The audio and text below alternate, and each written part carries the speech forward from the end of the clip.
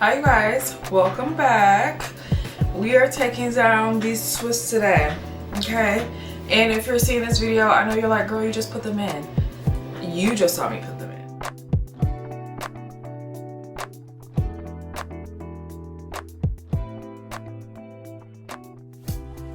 I've had these twists in for 2 weeks now. Ow. 2 weeks now, and I'm ready to take them out because I just wasn't into them as much as I thought I would be. Like the length I don't like. I realized in order to get the ends that I wanted, I didn't need to twist them down like this and dip. I needed to like do the curly method with them, and I didn't. Excuse me, see that until after. I thought while we're taking them down, we should do a little Q&A. And I'm just gonna be reading them off of my phone. I'm gonna knock out my sheet for today.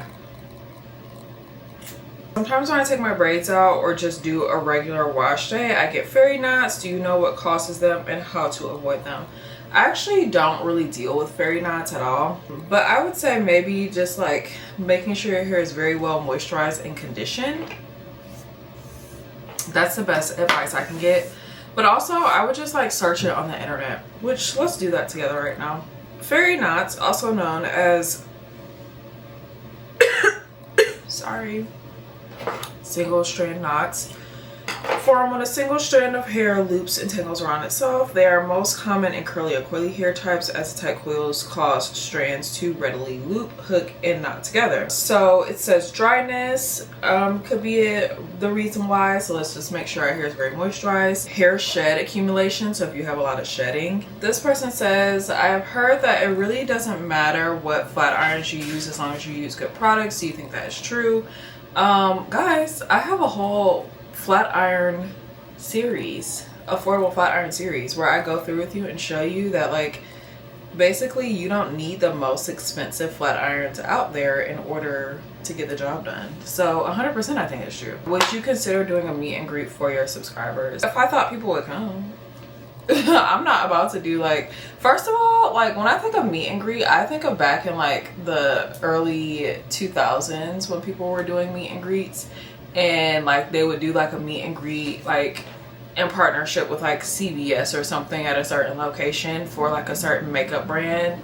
I don't think if I said, hey y'all, I'm gonna be at this location this day with this brand, come out and say hi or whatever, like a bunch of people are gonna show up. What tips do you have for dry, dense, coily hair? I'm finally able to add heat with my deep conditioning. I'm thinking that's what's missing in my routine for moisture. To be honest with you guys, I don't think heat does what like we think it does when it comes to like moisturizing the hair.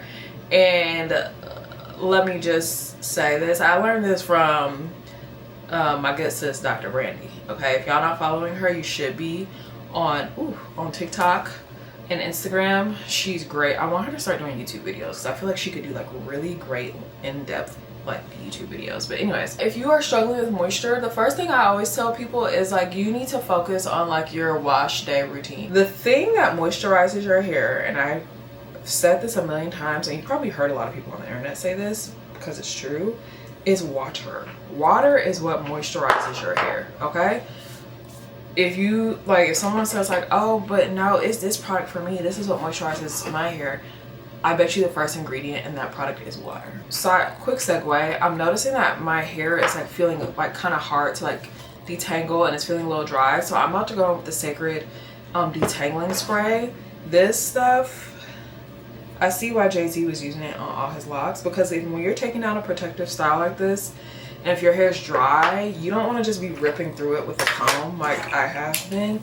Like it doesn't hurt by any means, but it's gonna cause more breakage, and I'm starting to see like little hairs, and that's not what we want to see. Your moisturizing shampoo and conditioner are gonna do the most work for you. So if you're not seeing the moisture that you want, I would start there. Thanks for your review. I've been looking for a new blow dryer too. What was the tool called that you were using to straighten your hair? So did I cut my hair? No. I do just want to give a little PSA that anytime you guys are watching a YouTube video, please check down in the caption down below. I have everything that I've used linked, That also goes for like my other socials. So for like TikTok and Instagram, every day I am linking all of the products that I use in all of the TikTok videos and Instagram videos that I post. Okay, so keep that in mind. The tool that she's talking about, I call it my chasing comb. I don't know what it's actually called. I wouldn't call it a straightening comb, but I call it my chasing comb because I use it to chase, and it's a comb. I feel like that is the best like money I have ever spent on my hair. I was actually introduced to that product from my friend Allison, who's does not have kinky curly hair, and she was flat ironing her hair. I was at her house and we were about to go somewhere together, and this is back when I lived in New York. And I was like, girl, what is that? And she was like, I love this. She was like, I use this when I flat iron my hair. And I was like, well, if this makes flat iron your hair type, which is a lot looser than mine, like she has straight hair. She's like, I was like, then I need to try it for my kinky hair. Let me just see what, like, maybe it's cooking. Which goes to show you the other thing too, how sometimes people be like, oh, like, I'm only looking for like black hair products. Like if I don't see a black person use it, it doesn't work for me. Gotta get out of that, because that's how I found that too. Allison is white as the day is long. And I was like, if this can work for her hair, then maybe it'll do something for me. Please share your skincare routine. Thank ya. I literally just got Botox allegations like last week, and at first I was talking about this on my vlog. I was like a little offended, and I was like, no. But then I was like, girl, that's a compliment. Like that just means your skin is looking great. I will have my full routine linked down below. It'll be a Shop My link that'll just go to a shelf that I have that has all of my skincare on it. Okay, this one says, do you have a step-by-step video on how you do the twist? They're literally talking about these twists. So if you're ever curious about a hairstyle that I'm doing, unless I say that I've never done this before, you can bet that I have a video showing how I've done this already. If you're looking at like braids or something, I like categorize out everything into playlists for you guys specifically for this reason, because I do have a lot of videos here on YouTube, and so I want to make it easier for you guys to find things. So I have a protective style playlist that shows all my braids, twists, cornrows, all that type of stuff. I have a silk press. I've started doing silk press by season, so I have silk press 2025. It has all my videos from last year where I did my hair in a silk press, and all the wash days and everything like that. I'll have one for this year, Silk Press 2026, where it'll show all those videos.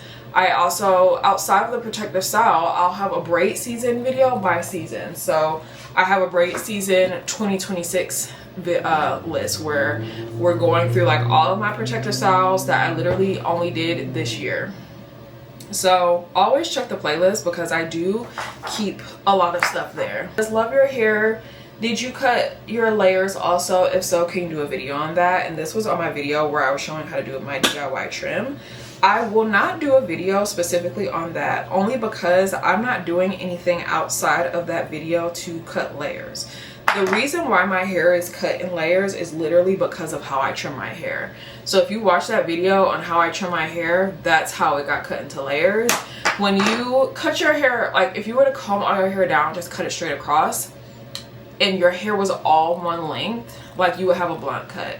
But because for so many years I take my hair and I pull it upward and then I cut like this, you're cutting it at different lengths when you trim it that way, and that creates natural layers in your hair. So I'm not doing it because I'm like, no, I don't want to show you. It's literally, if you watch one of my videos where I trim my hair, the way that I trim my hair is what contributes to the layers. Do you mind sharing your fave dry shampoo? This is another thing too, if you guys check my links in the description, I always have a lot of my favorite stuff linked there, either in my Amazon storefront or in my Shop My. I always have like things that I like linked there, so I always suggest you check that. So for my favorite dry shampoos, I really like the Amika dry shampoos, any of them. I know they have like a million different versions. Any of them, honestly, they all work to me.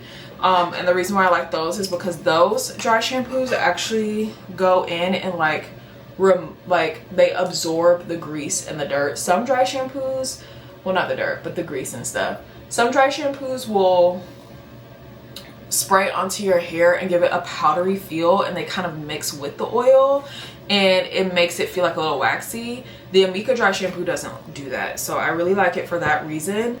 I gotta tell y'all, sometimes when you leave like a really long comment that's like a paragraph long, I can't read all that.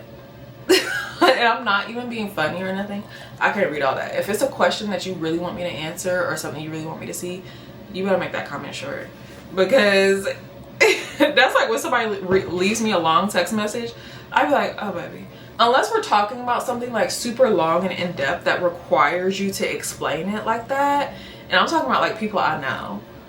If somebody like, okay, somebody in my family does this a lot. My daddy will send you like a paragraph. Well, he will leave you a full essay with like introduction, conclusion, paragraph. Y'all remember y'all used to have to write y'all papers like that? I'll be like, I'm not reading that. I am not reading that. How long do you go between braided styles ideally? So I get what she was saying, because like the go between like kind of threw me off, but basically I'll wear my braided styles, like if it's like a knotless braid, I'll wear that for 6 weeks max. If it's cornrows, 1 week, and that's just because they start to get a little raggedy looking after that. For twists like this, it's usually like the shortest time will be like 2 weeks. That's like if I really hate it, like these.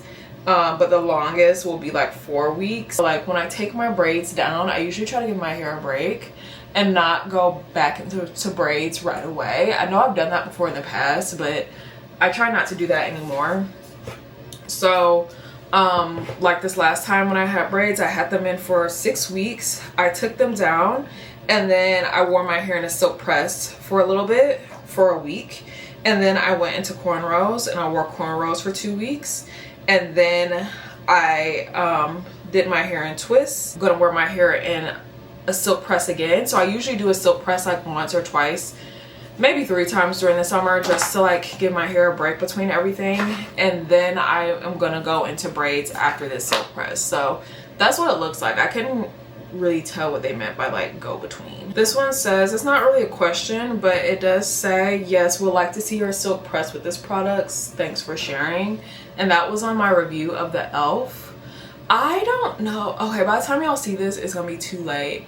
But I'm kind of like thinking right now, because the e.l.f. products are really popular at the moment. And as someone who is like working in content, you kind of have to go with like, okay, what is like most popular right now, or what will my audience want to see? Because if you like do a video that goes viral on like a very popular product, that can turn into a brand partnership for you. If I want to do my silk press with the e.l.f. products, or if I want to do a video right now with the Sacred Heat Activated Silk Glaze. How do you part your hair into sections, and how do you see it from the back? The same way y'all do. I can't. The thing is when you're parting your hair, and this is on a video where I'm wearing my hair in a silk press. It was a silk press wash day.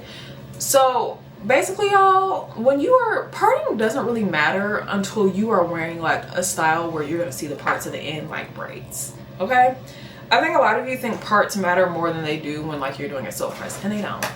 You think my parts be like perfectly straight when I'm doing my hair in a silk press, or when I'm silk pressing my hair out? It does not. Literally, you just gonna take your finger, go like this, and pull the hair down, and you're just gonna make sure you get now, like, it shouldn't be like up like this, first of all, because that means you're using like a big chunk of hair, and no, like, we're using small thin sections.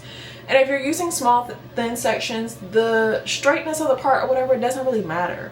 What matters is that you get all that hair in that little section straight.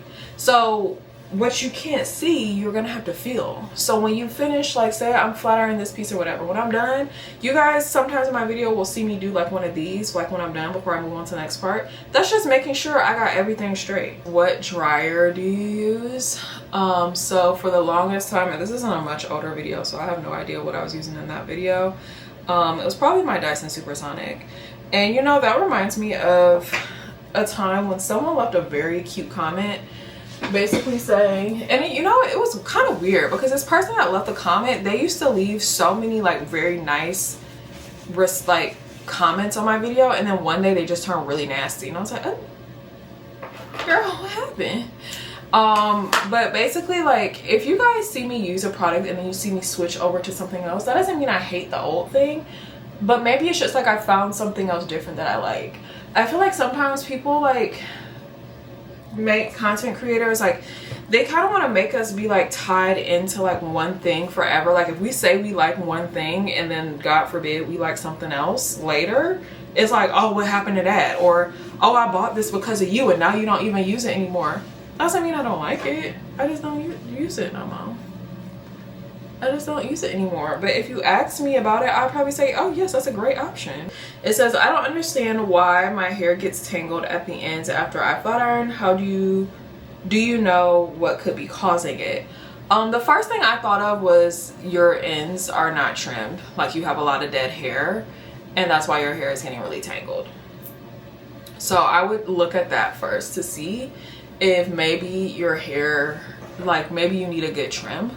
Because typically hair that gets tangled like that, and if it's really on the ends, yeah, no, the more I'm thinking of it, you probably just have a bunch of dead ends, because that's typically what dead ends do. They don't got nothing else to do.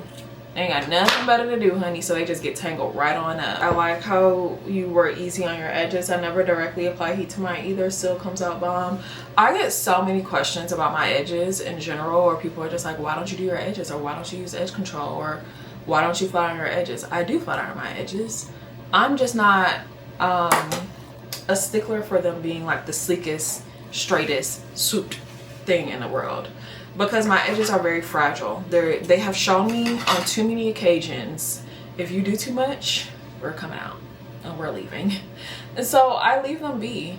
Like I try to make sure they match the rest of what's going on. Like my edges are never like, oh, they're looking crazy. Also, if y'all heard that for the beginning of the video, that was the air that was on. It's too hot outside for me to not have the air on, so you just have to deal with it. But like I don't think my edges ever be looking crazy. They always match whatever else is going on, but I'm never worried about them being like super slicked down and everything, you know? Like I've just never been too worried about them in that way. And I think that's all for Q&A today, you guys. I'm about done with this side of my hair, and I think I want to go on live on TikTok. Actually, I probably won't. I'm probably not going on